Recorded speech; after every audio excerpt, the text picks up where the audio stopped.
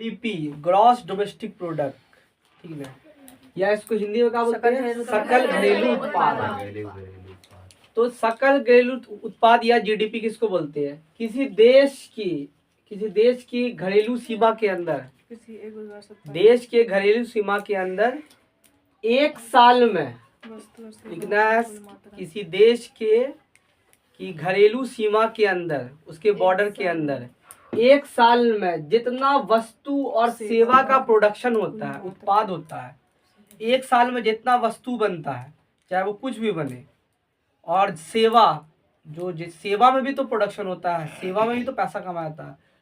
तो एक किसी देश के एक साल में, एक वर्ष में उत्पादित सभी वस्तु और सेवा की कुल मात्रा का योग क्या होता है? जीडीपी होता है। मान लो कोई देश है, उस पर मान लो कि वस्तु उस साल का जो प्रोडक्शन हुआ उस पर 3 लाख करोड़ हुआ, इससे 3 लाख करोड़। और सेवा मतलब बस उससे जो भी चला एक साल में, उससे भी मान लो 4 लाख करोड़ का कमाई हुआ, तो कितना हो गया? 7 लाख करोड़। तो उस देश का उस साल का जीडीपी क्या होगा? 7 लाख करोड़। मान लो एक पेप्सी है ना, एक पेप्सी बना 10 रुपए का, इस साल 2025 में बना, ठीक है, तो वह जीडीपी में गिना चला जाएगा, लेकिन वह अगले साल बिका, उससे कोई मतलब नहीं, बना किस साल? तो उस देश का जीडीपी बता देगा कि उस देश का जीडीपी कितना है। तो सकल घरेलू उत्पाद किसको बोलते हैं? बोला किसी देश की घरेलू सीमा में, बाहर ने प्रोडक्शन का हो रहा है, किसी देश की घरेलू सीमा में एक साल में उत्पादित वस्तु और सेवा का कुल योग को क्या बोलते हैं?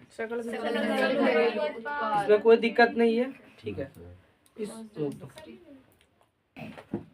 अब देखो, राष्ट्र प्रति व्यक्ति मतलब हर एक आदमी का प्रति व्यक्ति आय किसको बोलते हैं? पहले समझ लो, प्रति व्यक्ति आय का है कि मान लो का इसकी एक देश है, उसका एक साल का इनकम आता है, मान लो इतना, 1 2 सैकड़ा 1000 10,000 लाख 10 लाख करोड़।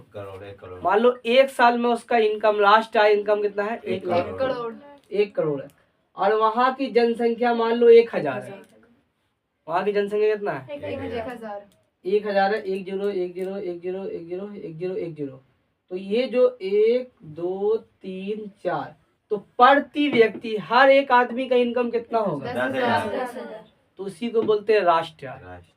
इतना समझ में, राष्ट्र आय समझ में आया? अब इसको लिखना कैसे है? लिखना क्या है? राष्ट्र आय में देश की कुल जनसंख्या को भाग देने पर जो भागफल बनता है उसको क्या बोलते हैं? प्रति व्यक्ति आय। फिर से बोलते हैं, राष्ट्र आय किसी देश, क्या लिखेंगे? राष्ट्र आय में देश की कुल जनसंख्या को भाग देने पर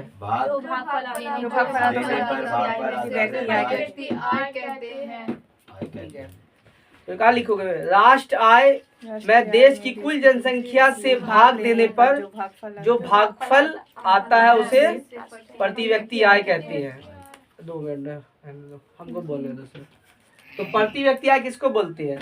तो राष्ट्र आय को, देश की राष्ट्र आय है, लिखना है राष्ट्र आय को देश की कुल जनसंख्या से भाग देने पर जो भागफल आएगा उसको क्या बोलेंगे? प्रति व्यक्ति आय। राष्ट्र सर को बोले दो यार, तुम ही लोग सब बोलना स्टार्ट कर देती हो। वही लोग है, हमको बोलने दो। राष्ट्र आय लिया, राष्ट्र आय को देश की कुल जनसंख्या से भाग देने पर जो भागफल आएगा उसका क्या हो जाए? उसे प्रति व्यक्ति आय कहते हैं। हो गया? राष्ट्र आय को देश की कुल जनसंख्या से भाग देने पर जो भागफल आता है उसको क्या बोलते हैं? प्रति व्यक्ति आय। स्टार्ट कर दी सर, ठीक है।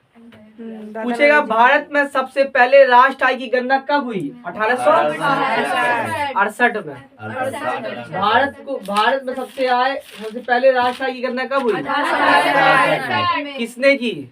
दादा भाई दादा भाई नौरोजी। दादा भाई नौरोजी। भारत में बोलेगा, भारत में सर्वप्रथम राष्ट्र आय की गणना कब हुई 1867 और किसने की? दादा भाई नौरोजी फिर से नौरोजी। भारत में राष्ट्र आय की गणना कब हुई? 1867 किसने की? दादा भाई नौरोजी कल हम सब पूछेगा, भारत में राष्ट्र आय की गणना कौन संस्था करता है? कौन ऑर्गेनाइजेशन जो राष्ट्र आय की गणना करता है? केंद्रीय सांख्यिकी संगठन। कौन करता है? सांख्यिकी संगठन। तो भारत में राष्ट्र आय की गणना कौन ऑर्गेनाइजेशन करता है? केंद्रीय सांख्यिकी संगठन, सेंट्रल स्टैटिस्टिकल ऑर्गेनाइजेशन। ठीक है। भारत में राष्ट्र आय की गणना कब हुई? किसने की? दादा भाई नौरोजी दादा भाई नौरोजी। और भारत में राष्ट्र आय की गणना करने के लिए कौन संस्था? संगठन सांख्यिकी संगठन संगठन, केंद्रीय सांख्यिकी संगठन। संगठन। पूछता है, भारत में वित्तीय वर्ष कब होता है? 1 मार्च 1 अप्रैल से 31 मार्च तक भारत का वित्तीय वर्ष होता है। वित्तीय वर्ष कब होता है? 1 अप्रैल से 31 मार्च। उल्टा है, 1 अप्रैल से 31 मार्च तक। भारत में किस राज्य में प्रति व्यक्ति सबसे ज्यादा आय ज्यादा है? गोवा में सबसे ज्यादा प्रति व्यक्ति आय है। और सबसे कम कहाँ है? बिहार में। ठीक है ना। बिहार में किस जिले में प्रति व्यक्ति आय सबसे ज्यादा? पटना है। देखो क्वेश्चन आ जाएगा, टॉपिक आधारभूत संरचना किसको बोलते हैं? आधारभूत संरचना किसको बोलते हैं? देखो होता क्या चीज है, जैसे अस्पताल हुआ, रोड हुआ, टेलीकम्युनिकेशन हुआ, ये सब क्या है? देश का आधारभूत संरचना। ये सब क्या है? अब सोचो, मान लो कि तुमको जाना है, यहाँ से पटना जाना है, ट्रेन अगर नहीं रहेगा या बस सेवा नहीं रहेगा तो जाने में दिक्कत होगा, समझा? तो ये सब देश का आधारभूत संरचना है। रोड बना दोगे, देखो कितना विकास हो रहा है, रोड बनाने से ही विकास होता है। तो आधारभूत संरचना कौन कौन है? अस्पताल, शिक्षा, यातायात, संचार, ऊर्जा, बिजली है। मान लो ऊर्जा, बिजली आधारभूत संरचना है। अगर मान लो तुम एक तो फैक्ट्री खोल रहे हो, उसके लिए भी बिजली चाहिए। तो मेनली जो चीज से जो देश का विकास किस से होता है, यही सब बेसिक चीज से देश का विकास, यही सब दूसरे चीज में विकास करेगा। तो फैक्ट्री भी खोलना है तो तुमको बिजली का जरूरत पड़ेगा, और बिजली में ऊर्जा आता है। ठीक है ना। तो ये सब यातायात, अगर तुमको सामान बना दियो तो सामान एक जगह से दूसरी जगह लेके जाना है, सामान का प्रोडक्ट या ट्रांसपोर्ट करना है, तो उसके लिए यातायात, अच्छा यातायात रहेगा, रोड का सेवा अच्छा रहेगा तो आदमी। तो ये सब क्या है? आधारभूत संरचना। ये समझ में आ गया कि आधारभूत संरचना क्या है। अब याद करने का तरीका, लिखना कैसे? अब आधारभूत संरचना का तात्पर्य है उन सेवा और सुविधा से है। आधारभूत संरचना का तात्पर्य मतलब उन सेवा और सुविधा से है जो किसी देश के आर्थिक विकास का स्तंभ है। मान लो कोई देश का बर्बाद करना होना है, मान लो कि कोई देश दूसरे देश को बर्बाद करना है, यही सब पर अटैक करे। पहले उसका पावर प्लांट उड़ा दे, बिजली पावर प्लांट, उसका बिजली खत्म। उसका ना ब्रिज उड़ा दे, उसका जैसे मतलब की समझे बात को, देखो कैसे मतलब होता है। पहले क्या करे, उसका पावर प्लांट उड़ा दे, बिजली, ठीक है, उधर आधारभूत संरचना खत्म कर दो।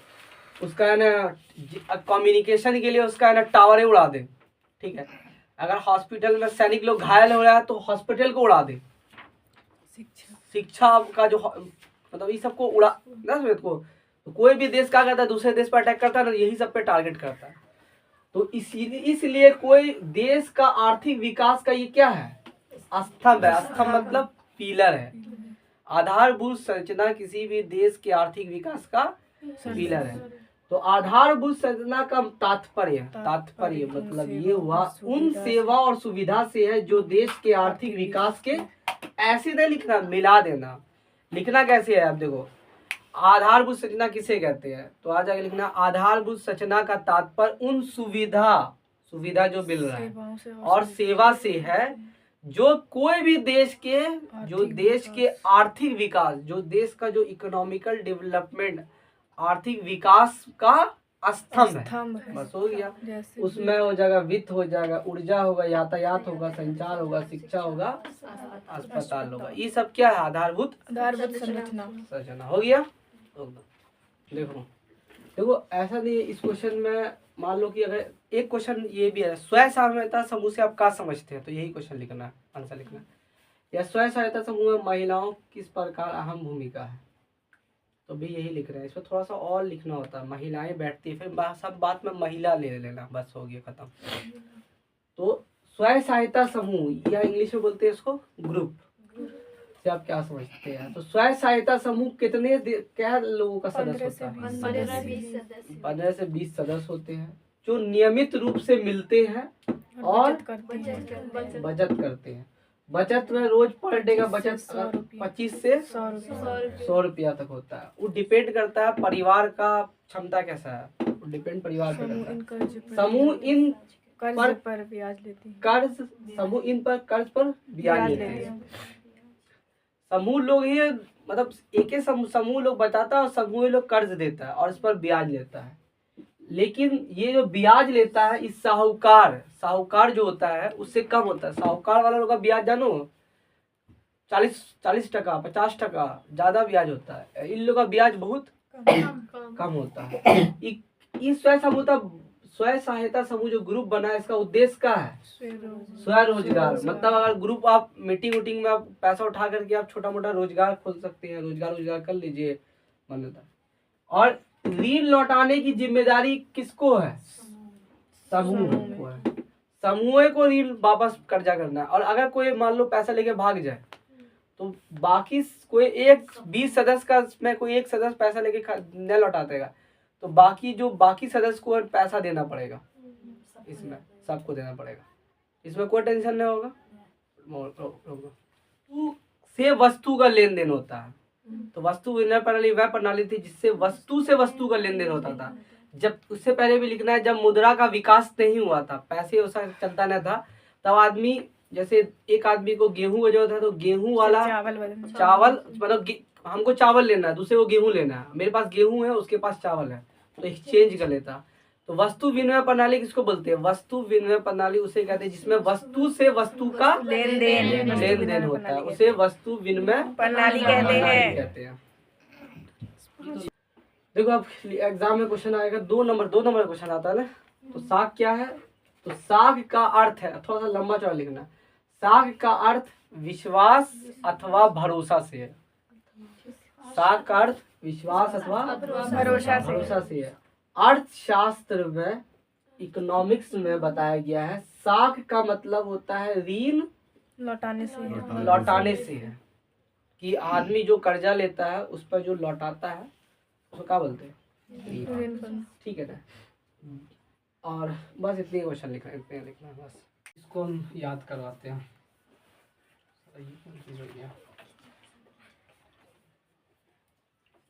दो काम में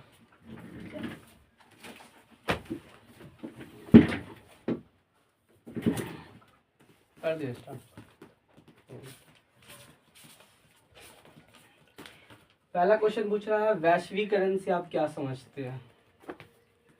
तो वैश्वीकरण से पहले है कि वैश्वीकरण एक प्रक्रिया है। वैश्वीकरण एक प्रक्रिया है। वैश्वीकरण एक प्रक्रिया है जिसमें विश्व के विभिन्न अर्थव्यवस्था का एकीकरण होता है। मतलब सारे विश्व का जो सब मार्केट एक होता है विश्व का। भारत की जो अर्थव्यवस्था है, भारत का जो मार्केट है, अरे वैश्वीकरण मतलब एक तो ऐसे समझ लो कि एक तो टिफिन तुम लाए, तुम भी लाए, सब टिफिन लाए, लंच बात का होता है, सबका टिफिन एक हो जाता है। तो वैश्वीकरण एक प्रक्रिया है। ग्लोबलाइजेशन इज ए प्रोसेस जिसमें विश्व का जो डिफरेंट कंट्री का जो इकोनॉमिक्स है, ये विश्व की जो अलग अलग अर्थव्यवस्था है। अर्थव्यवस्था मतलब विश्व का जो भी पैसा, जो भी देश की अर्थव्यवस्था है। तो विश्व की अर्थव्यवस्था का करना होता है एकीकरण करना, सबको एक करना होता है।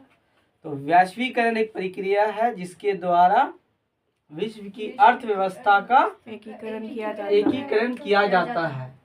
जिससे वस्तु सेवा पूंजी निर्बंध सेवा पूंजी का निर्बाध प्रवाह हो सके। वस्तु भी यहाँ से वहां, वहां से यहाँ चला जाए, कोई रोक टोक न हो।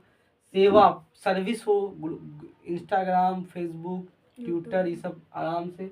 और पूंजी वहां का पैसा यहाँ, यहाँ का पैसा। वहाँ तो वैश्वीकरण एक प्रक्रिया है जिसके द्वारा विश्व की अर्थव्यवस्था का एकीकरण किया जाता है, जिसमें वस्तु, सेवा और पूंजी निर्बंध का निर्बाध प्रवाह होता है। ठीक है, समझा? याद हुआ? समझ में आया? बोलो लोगो जी इधर। तो वैश्वीकरण का लिखा, वैश्वीकरण एक प्रक्रिया है, वैश्वीकरण एक प्रक्रिया है जिसमें विभिन्न अर्थव्यवस्थाओं का एकीकरण किया जाता है। इसमें वस्तु, सेवा और पूंजी का निर्बाध प्रवाह होता है। ठीक है, रुको। इसमें क्या करना है? ये जो है विश्व व्यापार संगठन है। होता है क्या जी, पूरे देश, पूरे दुनिया में जो है ना, जो व्यापार हो सके उसके लिए एक संगठन बना, WTO, वर्ल्ड ट्रेड ऑर्गेनाइजेशन या विश्व व्यापार संगठन है। इसको तोड़ के याद करो। विश्व व्यापार संगठन एक अंतर्राष्ट्रीय संगठन है, इंटरनेशनल ऑर्गेनाइजेशन है। ठीक है ना, एक अंतर्राष्ट्रीय संगठन हो गया भाई। ठीक है, इसका उद्देश्य क्या है? बनाने का कोई तो कोई मकसद होगा उसका। इसका उद्देश्य है जो अंतर्राष्ट्रीय व्यापार को क्या बनाना हो, उदार। उदार मतलब एकदम वहां का सामान यहाँ आए तो कोई ना टैक्स तो लगे, ज्यादातर टैक्स कम हो। यहाँ का सामान वहां जाए तो उदार बनाना होता है। तो विश्व व्यापार संगठन एक अंतर्राष्ट्रीय संगठन है। हम उन्हें रखना, सिर्फ अंतर्राष्ट्रीय संगठन याद रखो, तो खुद बना लोगी। विश्व व्यापार संगठन एक अंतर्राष्ट्रीय संगठन है। इसका उद्देश्य अंतर्राष्ट्रीय व्यापार का बनाना है, बस कुछ नहीं, उदार बनाना। अब कौन चीज को उदार बनावेगा? व्यापार को उदार बनावेगा। ठीक है, बोलो। वैश्वीकरण एक प्रक्रिया है जिसमें वैश्वीकरण प्रक्रिया हो गया। वैश्वीकरण एक अंतर्राष्ट्रीय संगठन है। इसका उद्देश्य अंतर्राष्ट्रीय व्यापार का बनाना है, उदार बनाना है। ठीक है ना। इसकी स्थापना 1995 में हुई थी। इसकी स्थापना 1995 में। भारत भी इसका सदस्य देश है। ये तो कॉमन बात है कि भारत भी भाई इसका सदस्य देश है। इसका मुख्यालय कहाँ है? जेनेवा में। इसका मुख्यालय कहाँ है? इसमें कितना देश है? 149। ये विश्व 149 देश है।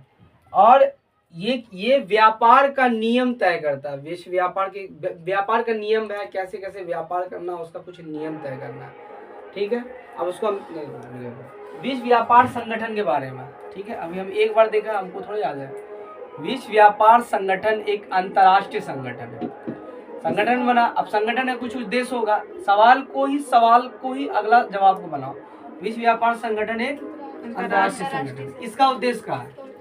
विश्व व्यापार संगठन का उद्देश्य विश्व व्यापार संगठनों का बनाना, उदार बनाना। बस हम विश्व व्यापार संगठन भी छोड़ दो।